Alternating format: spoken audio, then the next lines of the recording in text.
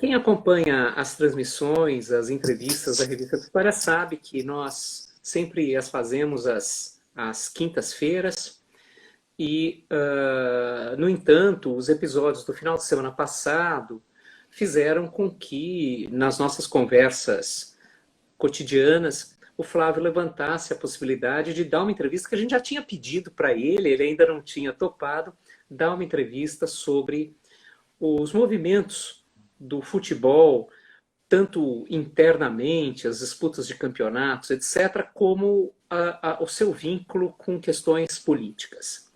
Por isso que a gente marcou, e não dava para esperar, não dava para marcar essa conversa lá para o final de junho, para o começo de julho. Então, por isso que a gente marcou essa entrevista extraordinária, né? A live extraordinária, numa sexta-feira, um pouquinho antes de todo mundo começar a beber, os que forem maiores de idade, naturalmente, e vamos então tocar essa conversa. Só fazer uma observação antes de fazer a primeira pergunta ao Flávio. O pessoal da revista Epígrafe entrou agora há pouco, e hoje à tarde, conversando com um dos rapazes da revista Epígrafe, nós combinamos que aproveitaríamos essa oportunidade para fazer a lembrança de que a revista está que está aberta para contribuições. Se o pessoal da revista Epígrafe que está por aí puder, põe por favor o endereço no chat, põe o endereço da revista no Instagram para que todos possam ir até lá, olhar o movimento.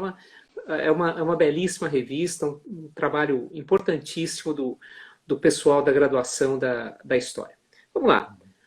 Flávio, primeiro para falar do futebol jogado no campo, fala-se muito da possibilidade de haver uma volta dos torneios, seja dos campeonatos regionais, seja do planejamento futuro do campeonato nacional. Na Europa já há alguma movimentação nesse sentido.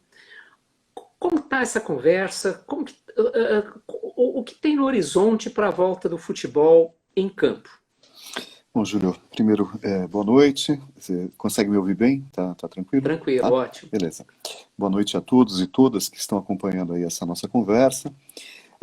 O retorno às práticas esportivas, não só o futebol, mas das outras modalidades esportivas, o futebol em particular, que é o que a gente vai focar aqui, nesse momento ele é uma grande temeridade. Né?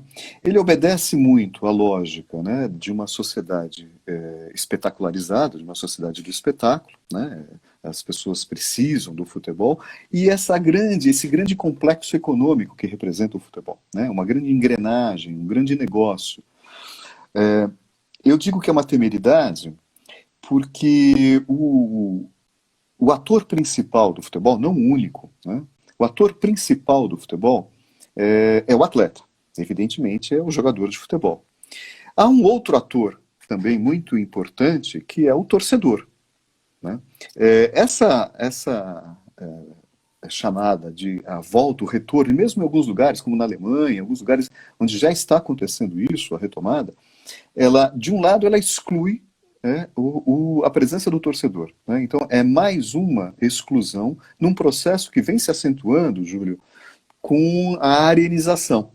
Né? Então a gente tem um processo de gentrificação, existe um processo de elitização dos espaços de expectação do futebol, criando aí, né, um distanciamento de setores subalternizados, setores populares que acompanhavam tradicionalmente o futebol. Então a gente teria uma exclusão ainda maior, né, porque não teria torcedor, e da parte do atleta, é interessante isso, como nós perdemos, né, nesses últimos anos, nós perdemos os vestiários. Os vestiários estavam em disputa. Já houve tempo em que os vestiários do futebol eles se mostraram mais conscientes. Por exemplo, no início da década de 80, com um fenômeno que eu sempre insisto, um dos episódios mais interessantes da história do futebol brasileiro, que é a democracia corintiana. Né? Tínhamos, na década de 80, nos vestiários, atletas mais críticos, atletas mais engajados, atletas que tinham um posicionamento político mais interessante. Nesse momento, olha que coisa, né, Júlio? retornar às atividades, mesmo que sejam aplicados os testes, mesmo com todo, né, todo o rigor, significa diminuir riscos, não eliminar riscos. Né? Enquanto não houver vacina, enquanto não houver um remédio, uma medicação comprovadamente eficiente para combater a Covid, o atleta, qualquer pessoa que vier se contaminar, ela pode não sofrer nada, ela pode sair disso, ela pode sofrer um tipo de dano à sua saúde que leve à morte, ou ela pode ter sequelas. Né? Sequelas. E normalmente essas sequelas estão associadas ao sistema respiratório. Colocar os atletas profissionais de futebol para jogar, né? Significa arriscar a esses atletas não só as suas vidas, mas as sequelas que encerrem prematuramente as suas carreiras. Dentro dessa lógica de garantir o funcionamento, né, a movimentação de recursos para os clubes, uma movimentação bilionária, né, a gente sabe o montante de recursos que estão envolvidos em relação a patrocínios, pagamentos de atletas, etc., etc., mas com isso, mais uma vez, com o sacrifício da vida e o sacrifício da carreira desses atletas. Então é muito curioso e significativo que a gente não tenha um movimento contundente, que a gente não tenha uma atuação contundente de sindicatos de atletas ou de lideranças de atletas se colocando contra isso. Não é? Se posicionando contra, o que é uma grande temeridade. Né? É uma loucura isso. Determinados grupos de torcedores, até mesmo alguns dirigentes de clubes, têm se manifestado contra isso, né? Que revela um pouco, o mínimo, né, de serenidade num momento tão difícil, em que a serenidade é uma atitude que falta, né, que é escassa nesse momento aqui em que a gente está vivendo. Então, essa questão do retorno, mesmo que tomados todos os cuidados, ela é criminosa. Ela é criminosa. E ela aponta para pessoas que não têm, na verdade, apreço pelo futebol, têm apreço pelo negócio do futebol, que são coisas bem diferentes. Né? Claro. A lógica do futebol aí envolvida mesmo nos interesses econômicos que o futebol mobiliza, o futebol movimenta. A Tá Teixeira fez uma pergunta aqui que como você começou a estudar futebol, mas isso me fez lembrar que, ao contrário do que deve fazer um entrevistador, eu não apresentei o entrevistado no início. Né? O Flávio é formado em História pela PUC e é professor de História Medieval no Departamento de História da USP. Foi pesquisador convidado da Fundação Calouste Gulbenkian, em Lisboa, foi pesquisador convidado do ERRES, em Paris, que hoje em dia ele coordena o Ludens, né, um núcleo de estudos do futebol e de atividades lúdicas em geral, com pesquisas que percorrem desde os jogos na Idade Média até a contemporaneidade. Estão aparecendo algumas perguntas por aí, Flávio, que depois a gente pode recuperar, mas vamos voltar um pouquinho para o final de semana passado. Vamos voltar para o final de semana passado, porque uma discussão, claro, é a do retorno das atividades esportivas em geral, no futebol, a NBA está discutindo isso, enfim, nos vários esportes.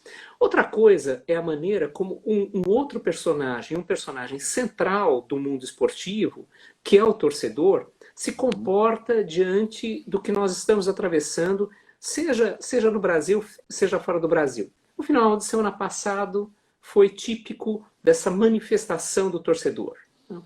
Você falava agora há pouco que quem cogita o retorno das atividades são aqueles que se interessam pelo negócio, e não os praticantes, não os protagonistas, jogadores, e não necessariamente os protagonistas torcedores. Qual é o lugar das torcidas nessa altura do campeonato e por que elas assumiram esse papel que assumiram com as manifestações do final de semana passado? Então, em relação às torcidas, é bem interessante, porque esse é um processo que já vem de pelo menos uns 20 anos. Né? Então, desde a década de 90, no Brasil, a célebre Batalha do Pacaembu, o conflito entre torcedores do Palmeiras e do São Paulo, que foi uma tragédia, e uma tragédia provocada também, né, não só pela ação dos torcedores, das torcidas organizadas, mas também provocada pela negligência dos organizadores do evento, né, seja a Polícia Militar, seja a Federação Paulista de Futebol, mas desde daquele momento há um processo de alijamento e de criminalização das torcidas, né, das torcidas organizadas e dos torcedores de futebol em geral. Esse processo de criminalização, Júlio, de criminalização das torcidas, ele é semelhante e ele se dá par e passo ao processo de criminalização dos movimentos sociais no Brasil. Né? Esse olhar criminalizador, ele é análogo, né, em relação aos movimentos sociais, em relação às torcidas organizadas.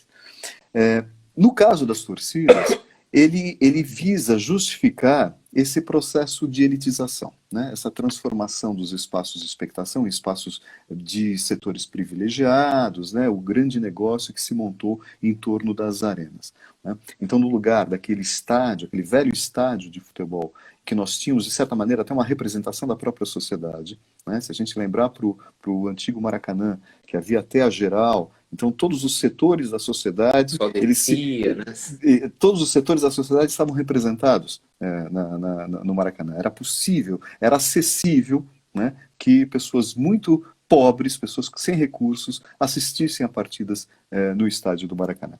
Bom, esse processo análogo, ele tem uma questão e particular nos últimos 8, 10 anos no Brasil, mas sobretudo a partir das jornadas de junho de 2013, que é essa discussão político-ideológica que se dá em torno do futebol. Eu gosto de resgatar, Júlio, uma sugestão, né, do Roberto da Mata, a partir do Victor Turner, que é a ideia de dramatização social, né, de ritualização da sociedade.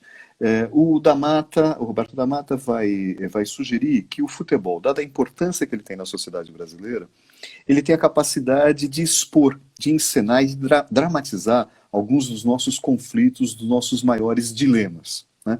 E talvez não haja nenhum maior conflito recente, desde 2013 até hoje, são 7 anos, né, do que a própria questão da democracia, a própria questão das instituições democráticas. É isso que nós estamos, esse é o nosso dilema atual, né? Esse é a nossa contradição. E lembrar que lá em 2013, no meio das jornadas de junho, apareceram 2 elementos importantes. Primeiro, uma estética, do ponto de vista das manifestações, da corporalidade, da gestualidade e da vocalidade dos manifestantes, uma estética que era mimetizada, ela era imitadora daquilo que ocorria nas arquibancadas de futebol. Então, muitos dos gritos, muitas das palavras de ordem, iniciadas lá pelo movimento Passe Livre, né, nas demandas lá sobre políticas públicas para a saúde e educação, elas tinham uma expressão que era semelhante, era análoga à expressão das multidões, das massas nas arquibancadas. Vou dar um exemplo, por exemplo. O pula, sai do chão contra o aumento do busão, né, que foi uma palavra de ordem apresentada nas avenidas do Brasil todo, ela é um decalque, é uma retirada, né, do pula, sai do chão, faz ferver o caldeirão, né, cantado em alguns estádios, algumas arenas pelo Brasil. Aquele canto, né, enjoativo, chato, né, que aparece em algumas partidas da seleção brasileira, né, sou brasileiro, com muito orgulho, com muito amor, ele aparecia também. Né? Então, esses elementos do futebol, eles apareceram na jornada de junho muito forte em 2013. E eles continuaram a ser alimentados, eles continuaram a aparecer nas movimentações até domingo passado. Né? Domingo passado a gente teve talvez um momento de maior explicitação do futebol como uma encenação dos dilemas, dos paradoxos da sociedade brasileira. Ainda em 2013, além dessa questão da gestualidade, da vocalidade, um dos temas que começou a aparecer como um elemento de conteúdo, de crítica às políticas públicas implementadas no Brasil e pelos diversos níveis de gestão, o governo federal, os governos estaduais, os governos municipais, envolvidos na agenda esportiva na qual o Brasil estava inserido, né, que estabeleceu jogos, a Copa das Confederações, Copa do Mundo, Jogos Olímpicos, Jogos Paralímpicos. Então, toda essa agenda esportiva ela envolveu 3 níveis de administração das mais diversas siglas político-partidárias. As críticas a essas políticas públicas feitas por movimentos sociais e críticas legítimas do ponto de vista de prioridade, né, de mau uso de verbas públicas, elas passaram a objetivar a questão do futebol, colocar o futebol em causa. Então se dividiu um pouco, né, a gente teve uma divisão curiosa de grupos que eram contrários a organização dos mega-eventos esportivos previstos, né, e organizados no Brasil nesse período. Nesse momento se construiu, de uma maneira muito curiosa, Júlio, se construiu ali uma espécie de 2 torcidas, 2 agrupamentos, né, que se expressavam a partir dessas vocalidades, dessas gestualidades. E naquele momento surge claramente, né, começa a tomar corpo, um grupo à direita, um grupo mais fascista, né, de extrema direita, e que começa a se apropriar de símbolos nacionais. Aquilo que a gente pode chamar de resgate do verde-amarelismo. Fala, inclusive, desculpa te interromper, mas a Mirtz e a Patrícia acabaram de fazer justamente esse comentário no chat. O uso da camisa da seleção. A Mirtz lembrou e a Patrícia completou. E como fica a seleção depois que alguns dos seus símbolos mais importantes foram apropriados pela direita política? É exatamente isso. Ela começa a aparecer, né? Essa apropriação começa a aparecer nas jornadas de junho de 2013. Ela vai ganhar corpo em 2014. Em 2014 a gente tem um paradoxo, né? Dentro de campo, né? Uma torcida verde-amarela, uma torcida da seleção brasileira verde-amarela, fora de campo, setores, movimentos sociais bradando não vai ter Copa contra a organização da Copa do Mundo. Mas, de qualquer maneira, em 2014 a gente tem uma questão interessantíssima, que é esse verde-amarelismo ele sendo acionado como elemento aglutinador do antipetismo e contra a esquerda. Tem um episódio importante que é a realização do segundo turno das eleições de 2014, Aécio e Dilma, e a campanha do Aécio mobiliza via redes sociais a orientação para que os partidários do Aécio vestissem a camisa amarela da seleção brasileira. Então a gente tem uma onda de camisetas da seleção brasileira no segundo turno de 2014 e havendo aí uma lógica simbólica de aglutinação dos partidários do Aécio contra a Dilma, no segundo turno, se apropriando das camisetas da seleção brasileira. A partir daí, essa apropriação, esse elemento aglutinador, ele vai tomar corpo. Não é novidade, Júlio. Desde 1989, que as candidaturas à presidência da República de centro-direita elas utilizam essa lógica cromática do verde e amarelo contra a esquerda, né? Isso se acentua a partir de 2014, com o segundo turno, e vai se acentuar em 2015 nas manifestações contra Dilma, né, as manifestações golpistas que levam ao golpe contra Dilma Rousseff, e se intensificam, né, ao longo desse período, aí, 2016 até 2018, nas manifestações de direita e na campanha do Bolsonaro. O Bolsonaro vai se apropriar, a extrema-direita vai se apropriar do símbolo da seleção brasileira, criando esse desconforto que as colegas aí que você mencionou apontaram, essa dificuldade para a gente utilizar a camisa da seleção brasileira, porque ela está identificada, né, com a extrema-direita. Identificada com a direita. Há uma apropriação. O que a gente tem aqui é uma ressignificação da camisa amarela, que tem uma história. Né? Tem uma história. Tem 62, né? Tem uma história futebolística. Né? A camisa da seleção brasileira, até 1950, era branca, com punhos e golas azuis. É a derrota no Maracanã que faz a antiga CBD alterar o uniforme para o amarelo.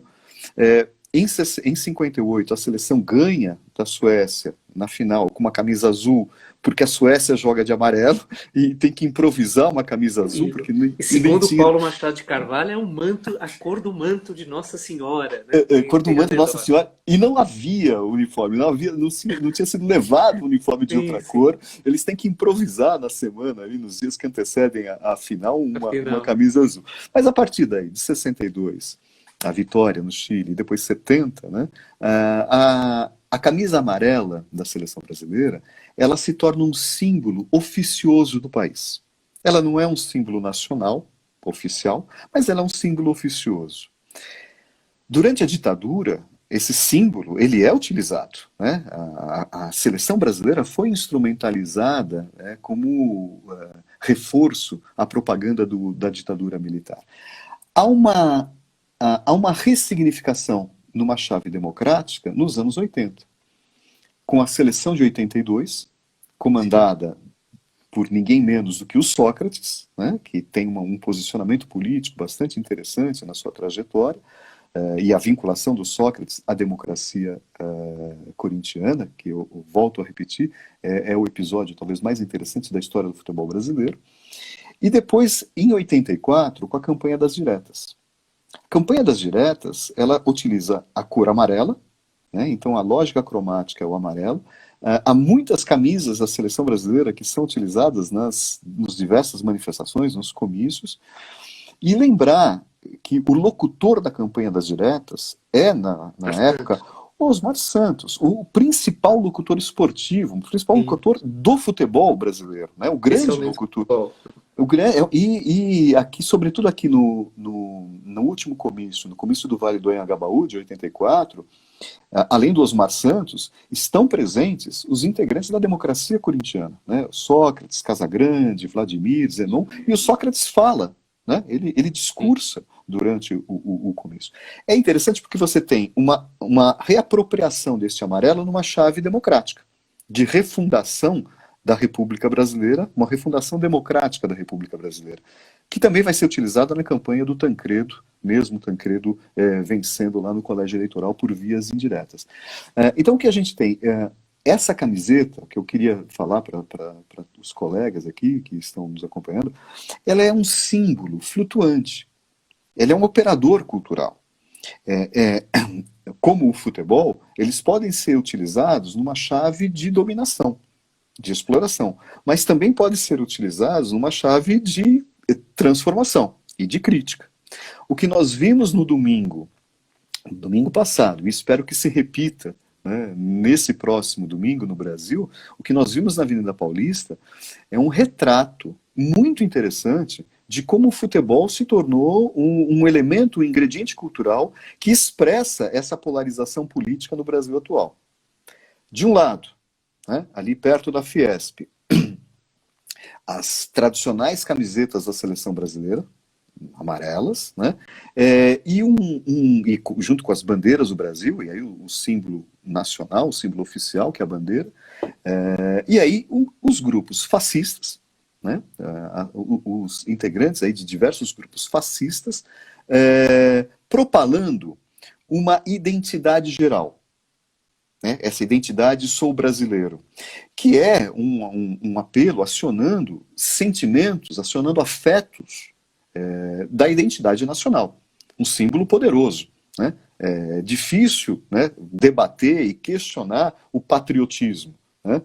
E esse patriotismo ele vem envolto em práticas absolutamente antipatrióticas, né? Práticas distorcidas até do próprio sentimento dos interesses nacionais. Mas não importa.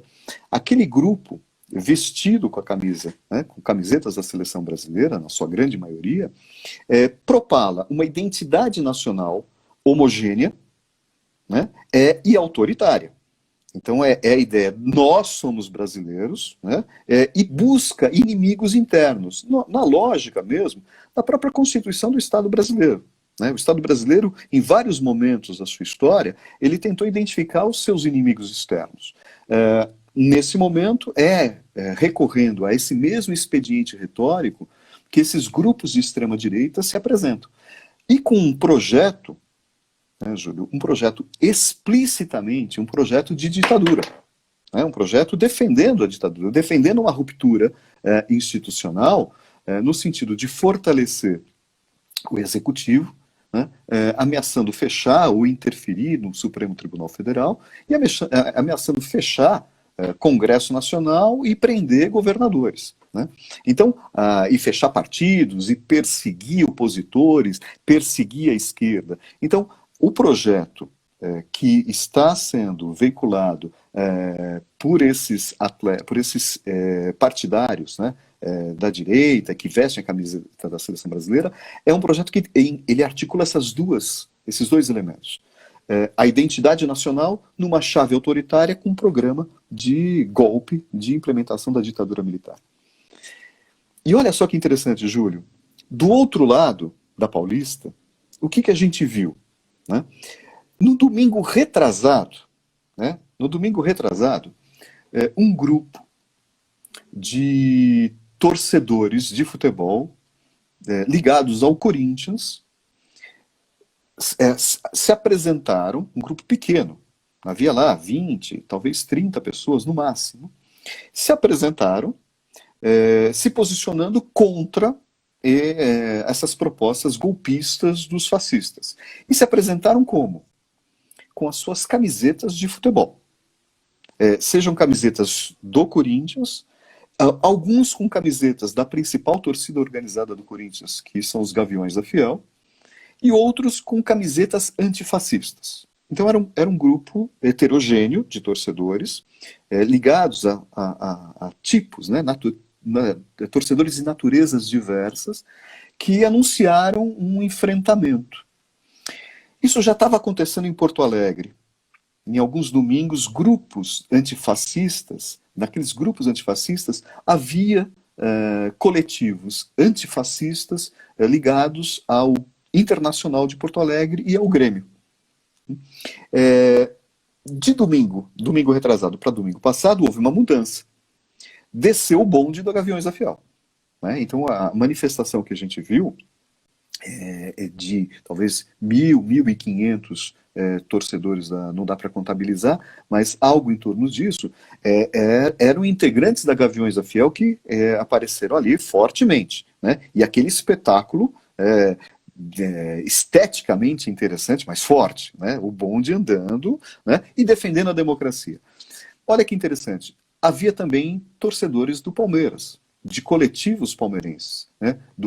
Da Palmeiras Antifascista, do Porcomunas, havia integrantes de torcidas organizadas do Palmeiras, mas não oficialmente nenhuma torcida organizada do Palmeiras participou do evento, mas havia integrantes, né, de torcidas organizadas do Palmeiras ali no meio, e torcedores ligados a coletivos de resistência, coletivos antifascistas, coletivos LGBTs, coletivo de mulheres, coletivos antirracistas, de diversos clubes, diversos times de futebol também presentes. E torcedores que foram com as suas camisetas. Torcedor do São Paulo, que não era nem de torcida organizada, nem de coletivo nenhum, que colocou a sua camiseta, a sua máscara e foi para lá. Torcedor do Santos também. O que a gente teve ali? Que eu acho bem interessante identificar. Também sob esse denominador comum do futebol, expressando as contradições, camisetas e símbolos relativos a uma identidade particular.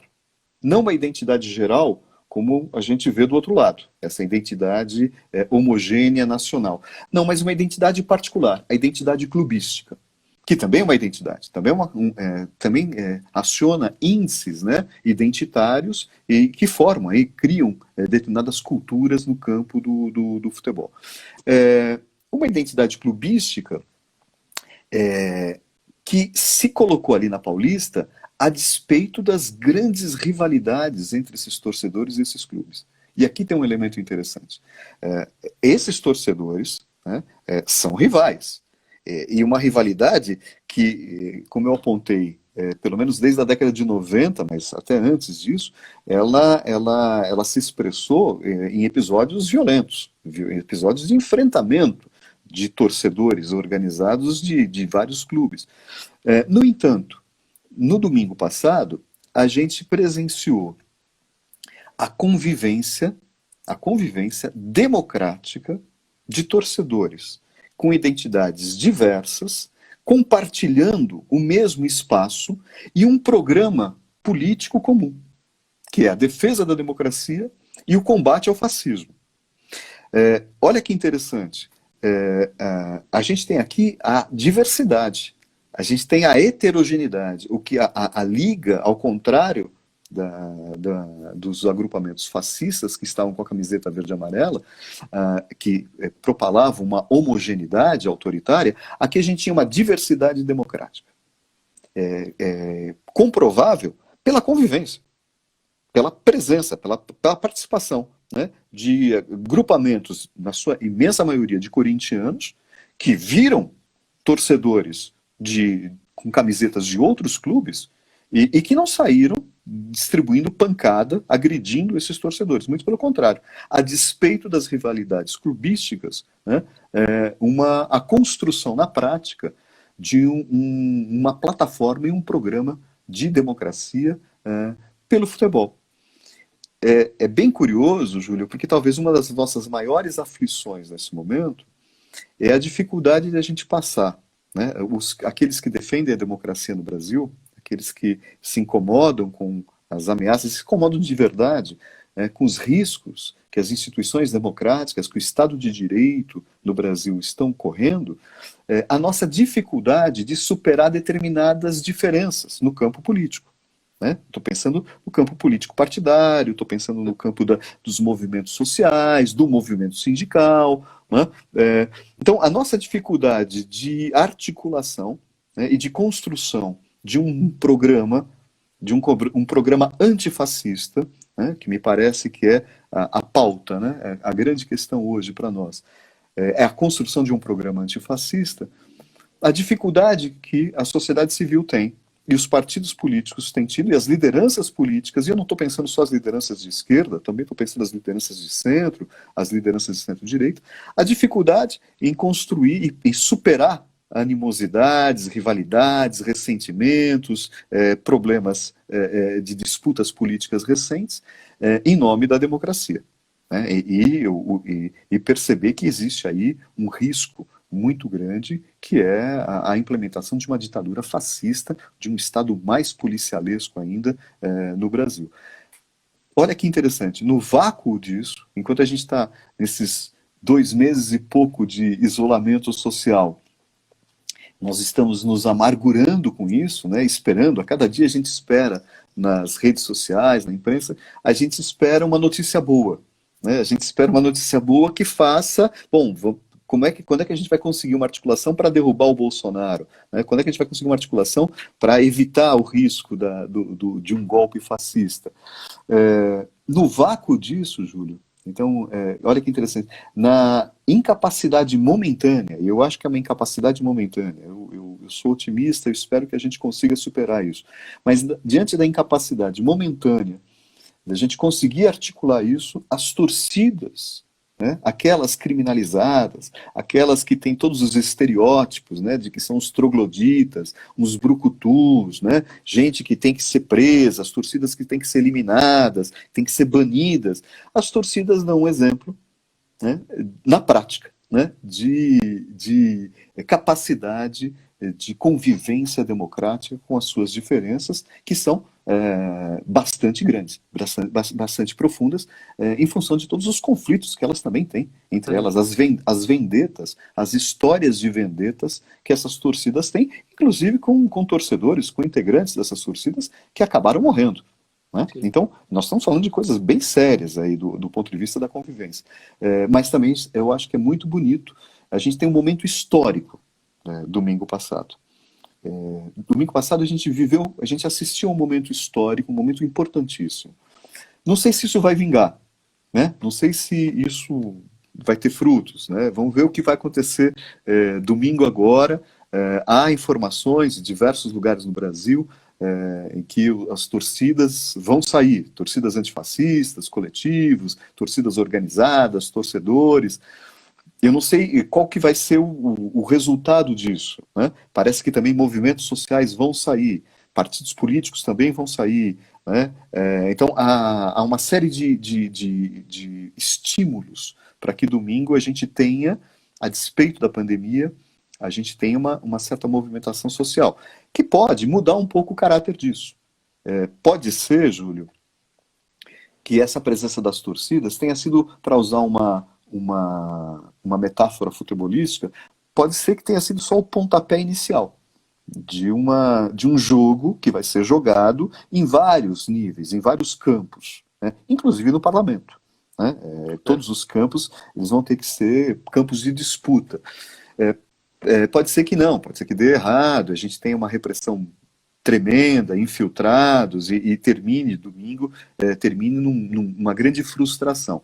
Mas, independentemente do que viesse construir no domingo, agora, daqui a 2 dias, o significado do domingo passado, né, por parte das torcidas, a representação disso, né, me parece muito positivo.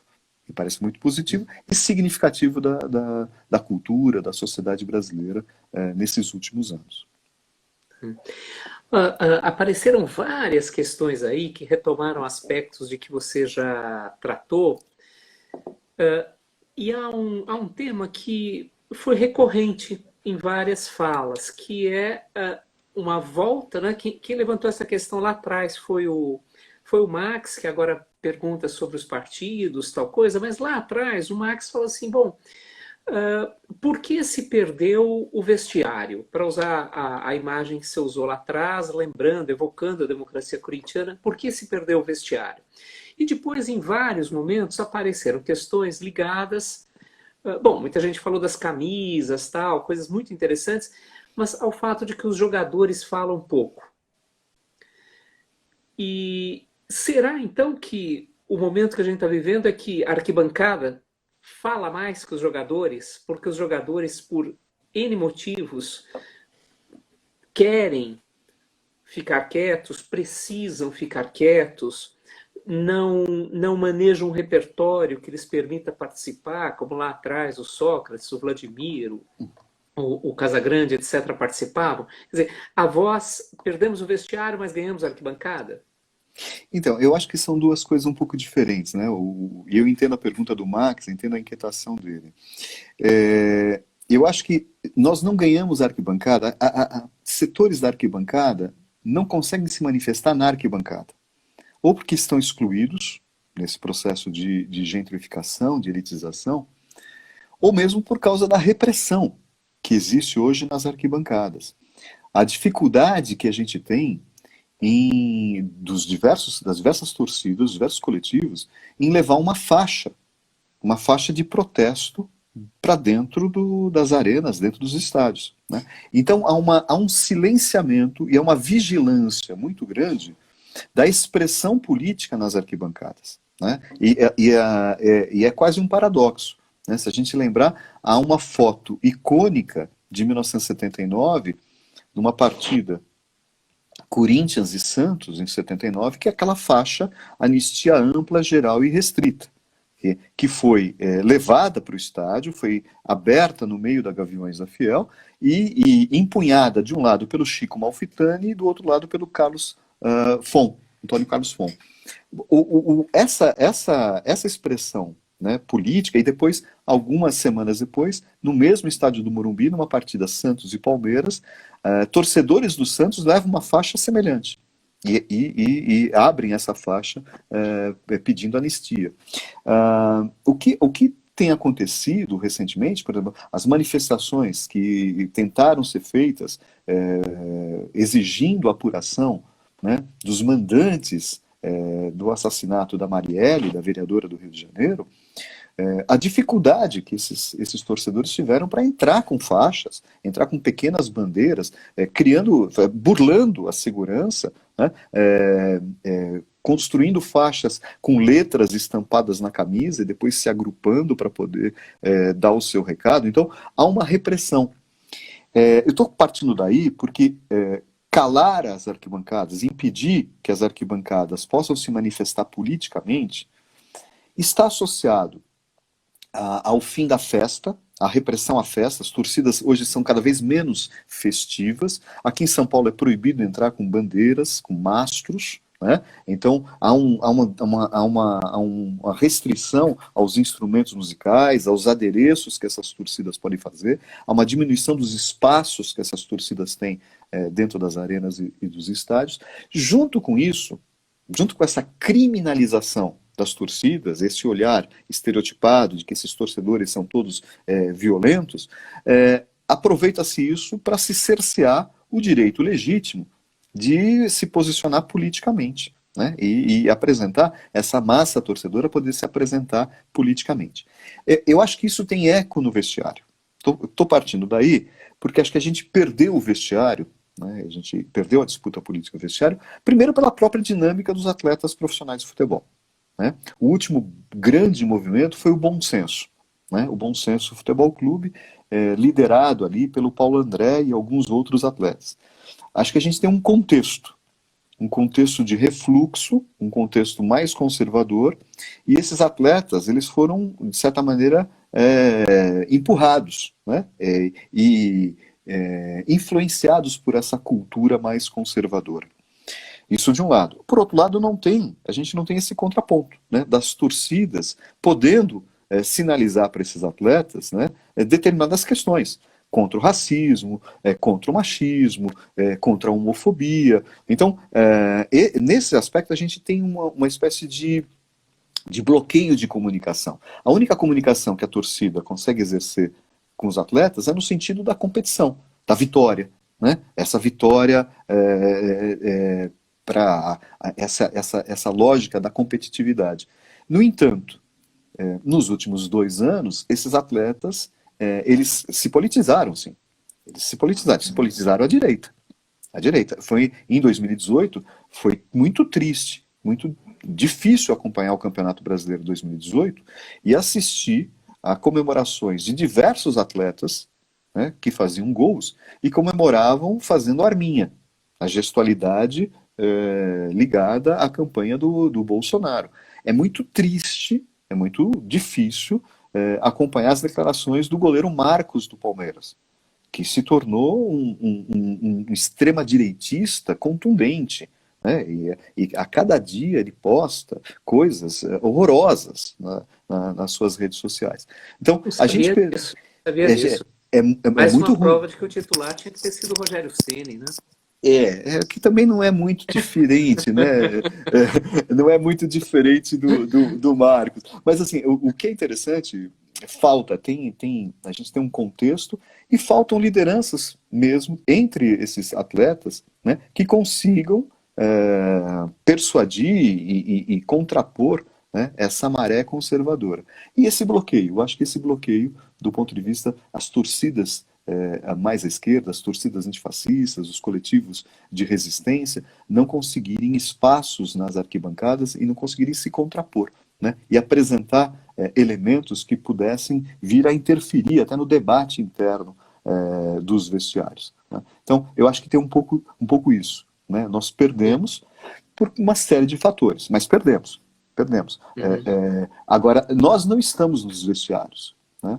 Nós estamos nas arquibancadas, né? Então, o nosso espaço de intervenção fundamental é como torcedores, né? E é lá que a gente tem que tentar atuar, tem que tentar construir algum tipo de intervenção. Só fazer uma observação a propósito de um comentário do Bruno. Claro, Bruno, Bruno Jackson, é óbvio que aqui a gente sempre aceita as posições variadas e divergentes. A gente está justamente falando de democracia. Eu concordo com você que não é só a extrema-direita que usa a camisa amarela da seleção.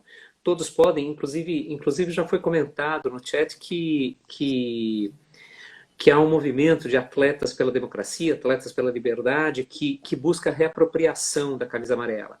O Flávio falava, na verdade, da construção de um símbolo, da apropriação de um símbolo e do uso político desse símbolo.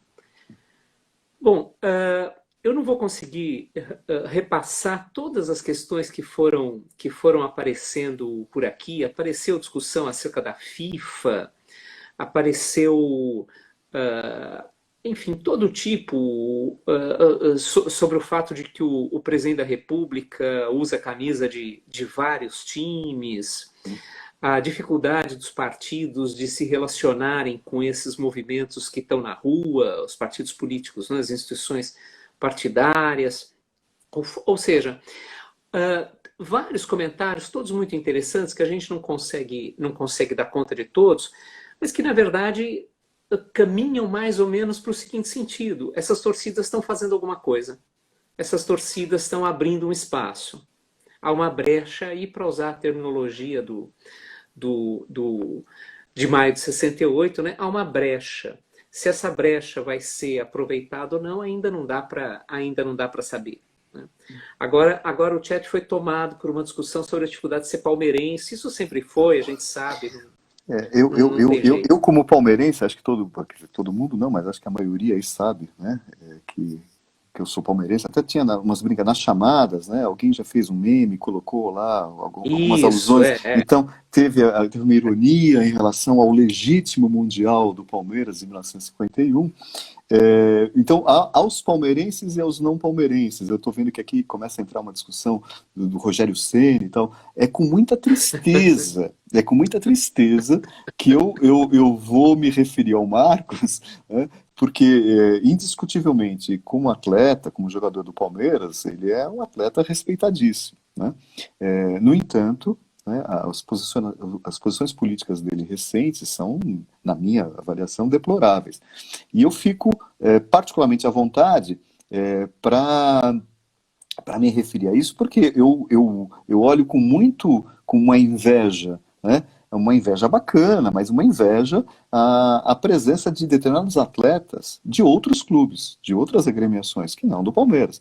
O Rogério Ceni, sim, o Rogério Ceni tem até um posicionamento, não é como o Marcos, eu fiz uma brincadeira aqui, mas o Rogério Ceni não é um raí, né? Eu acho que se a gente quiser lembrar de um atleta e que agora é dirigente e que está tendo um posicionamento bastante consequente, vamos lembrar do Raí, né? Neste momento aqui, o Raí está comprando uma briga importantíssima. E é exatamente um atleta, um ex-atleta e dirigente como o Raí que tem condições de interferir nos vestiários. É exatamente um posicionamento como o do Raí. Então, eu vou invejar o fato de que o Raí se coloca dessa maneira, e vou lamentar, porque eu adoraria estar falando aqui do Marcos, adoraria estar dizendo aqui que o Marcos é o cara que está se posicionando pela democracia, além de ser um dos grandes goleiros da história do Palmeiras. Não é o único grande goleiro, né? As pessoas têm que lembrar o Valdir, têm que lembrar o próprio Leão, né? O Valdir e o Leão são grandes goleiros, mas assim, o Marcos é extraordinário goleiro do Palmeiras. No entanto, esse lado, a gente está pensando, a minha reflexão, eu falo isso sempre para os alunos, tem muitos alunos aqui, muitos ex-orientandos que estão conversando aqui. Eu sempre penso que a gente tem que discutir o futebol e os esportes na lógica das suas relações sociais, né? Não dá para a gente pegar o futebol e separá-lo das dinâmicas, né, da sua historicidade, né, das suas contradições mesmo sociais. Então, é por isso, né, que pensar não apenas o futebol do ponto de vista do seu desempenho esportivo, mas pensar o papel que o futebol tem, né, em determinados momentos da história.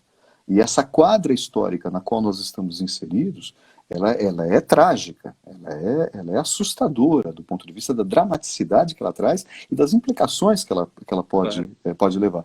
E não dá para não levar em consideração, né, o posicionamento desses atletas, né, e como esses atletas podem, né, e devem, né, não só se preservar, e foi a primeira questão que a gente conversou, né, Júlio, a questão deles colocarem em risco as suas vidas e as suas carreiras, mas do ponto de vista social e político, né, o que representa, e algumas alusões aqui, eu vi nas perguntas, aqui nos comentários, esse oportunismo deslavado, né, O Bolsonaro, a gente precisa de milhares de adjetivos para poder se referir a ele, né? E não, a gente não consegue um, né, que seja o mais preciso.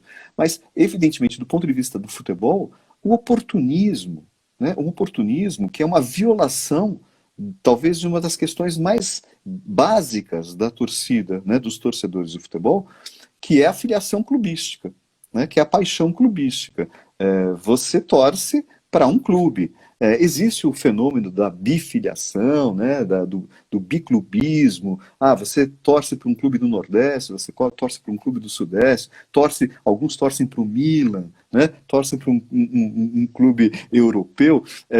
Esse é um fenômeno normal. Agora, um sujeito que se utiliza, né, desses símbolos importantes, símbolos identitários, e vai trocando de camisa, né? E olha que loucura, a gente não consegue nem combater isso, nem no âmbito do futebol, né? Tamanha essa dificuldade dessa comunicação, né? Veste a camisa do Flamengo, veste a camisa do Palmeiras, Flamengo e do Vasco, do né? Vasco, né? E vai seguindo por aí, né?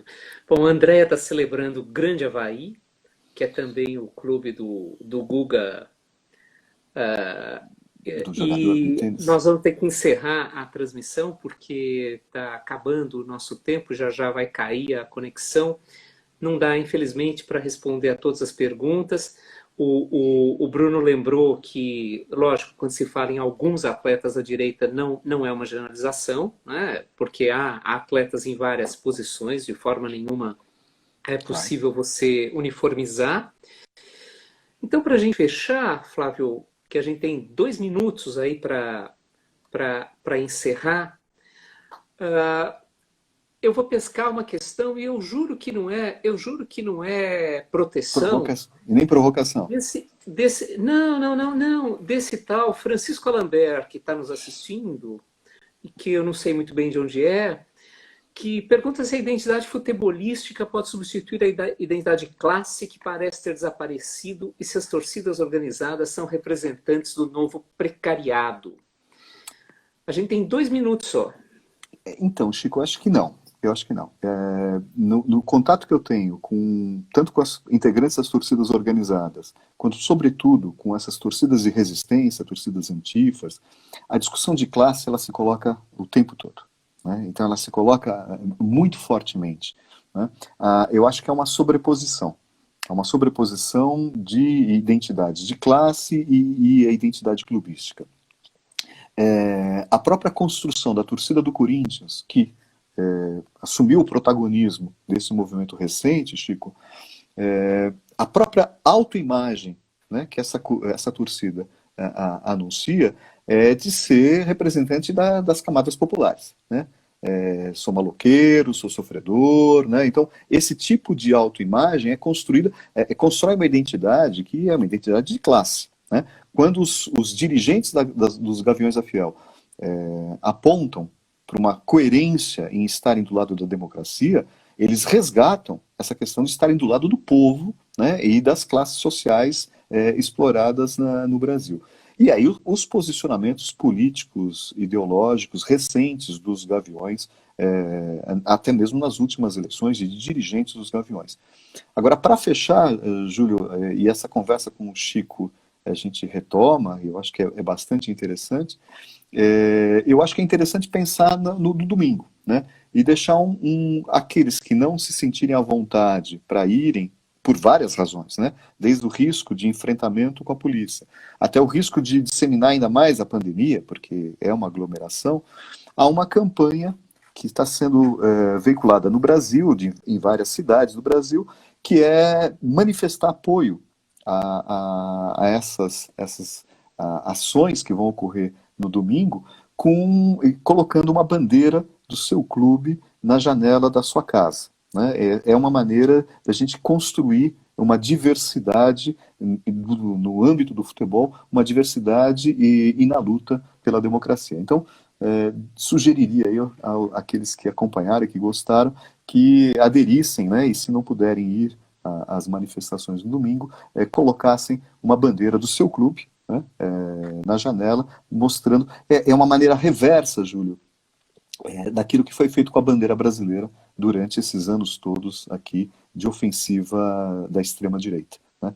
Colocavam as bandeiras brasileiras nas janelas. Maravilha, a gente tem 30 segundos, agora 28. A Juliana, a Ana, o Robson, todos pediram que você volte, Flávio, para outro bate-papo desse. Vamos agendar isso. Agradeço demais por você. Eu que Lembro para agradeço, todo Júlio. mundo, antes que caia a nossa conexão, que na semana que vem, 8 da noite, na quinta-feira, o Edu Natalino virá conversar conosco.